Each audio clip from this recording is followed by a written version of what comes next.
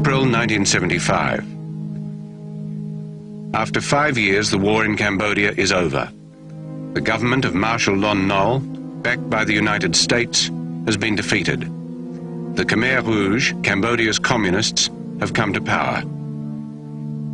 They immediately order the evacuation of all Cambodia's cities and towns. The entire population is sent to the countryside to serve the revolution.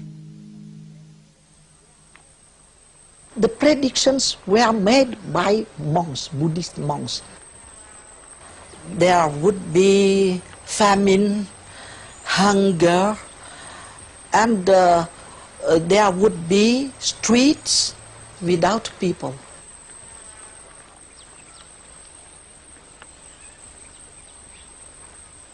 In fact, I stayed with the Khmer Rouge between 1975, the end of 75, and the beginning of 79. As titular head of the new Kampuchea, Prince Sihanouk had been flown back from exile in China 5 months after the Khmer Rouge victory. The Khmer Rouge and the Chinese wanted me to remain, you know, a figurehead in order to give respectability to the Khmer Rouge regime. But I did not see any killing, but I saw the misery of my people. There was no freedom, and there was forced labor, etc. So I would like to soften the regime, but the Khmer Rouge did not listen to me. So in 1976, I resigned. Since then, they put me under house arrest. But before that, I could go outside the royal palace, and I saw streets without anybody except a few Khmer Rouge, and houses empty. So even personally, I believe in such predictions.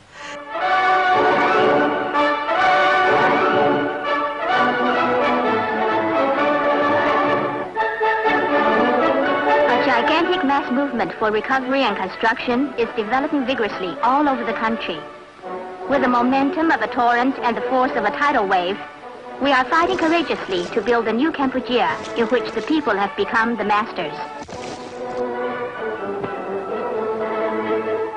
Be the masters of water. Transform the mountains and rivers of Kampuchea.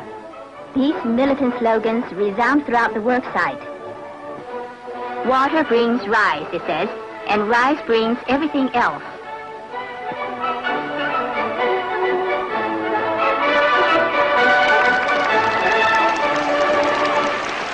The people of this new era will accomplish even more glorious deeds than those of the era of Angkor Wat. And like the kings of Angkor, the Pol Pot regime built its dreams of empire on massive irrigation works to grow more rice. From battle experience, the Khmer Rouge taught that military power must stem from rice. Pol Pot is very cruel, very mad, you know. His face is smiling, but really, in the Western world, they think that Pol Pot, Ieng Sari, they have an ideology. I know those people, their main motivation are not of an ideological nature, personal ambition.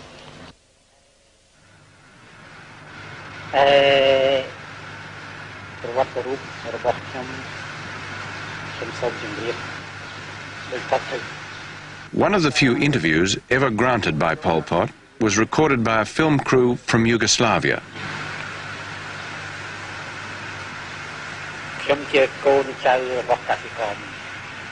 Comrade Pol Pot points out that he's the son of a peasant farmer.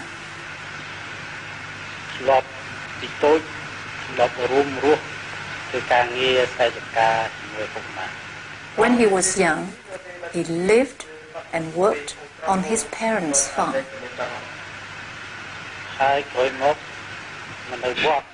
Then I left the countryside to stay in a Buddhist temple. This was a tradition. I went to learn. I went to study.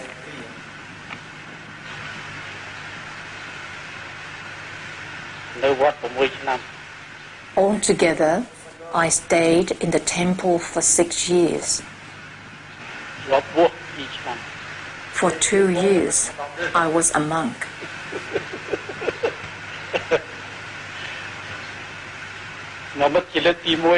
Comrade, you are the first person to hear my biography. Mr. Pol Pot, he belongs to a bourgeois, very bourgeois family. Those bourgeois and intellectuals, they wanted to create a regime with only non-intellectual and non-bourgeois, but themselves they are very intellectual and very bourgeois. Hypocrisy.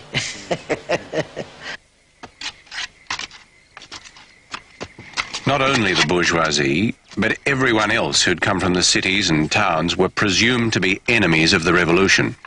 They were the hardest hit by the work regimes. They were the last to be fed and the first to be called away for execution.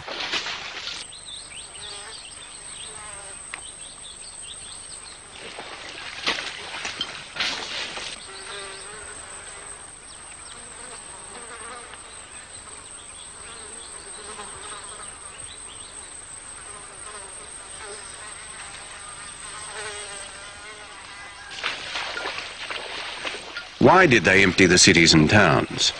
And why did they crush the urban classes? Undoubtedly, the Khmer Rouge were driven by fears of a counter-revolution. For all their military strength, the Khmer Rouge were divided and weak politically. They'd come to power too soon. The Communist Party had little support or organisation to build on when they won the war and launched their revolution. Now they trusted no one, except peasants and fighters who were blindly obedient. With no experience of power, the worst became tyrants. The revolution was usually far more brutal in areas where the Communist Party had no established roots. But where the Khmer Rouge were more secure, there was usually less brutality.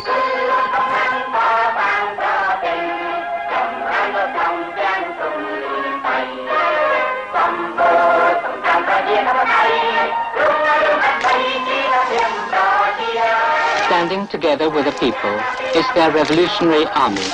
With pick in one hand and gun in the other, the army is defending and building their war-torn country in the wake of their victory over US imperialism and its lackeys.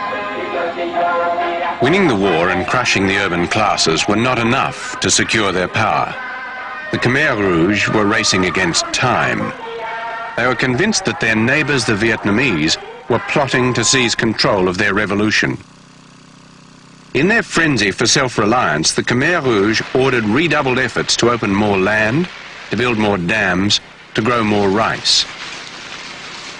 Even with bumper harvests, there was no increase in rations, because more and more rice was stockpiled as the army prepared for a new war, which they believed was inevitable.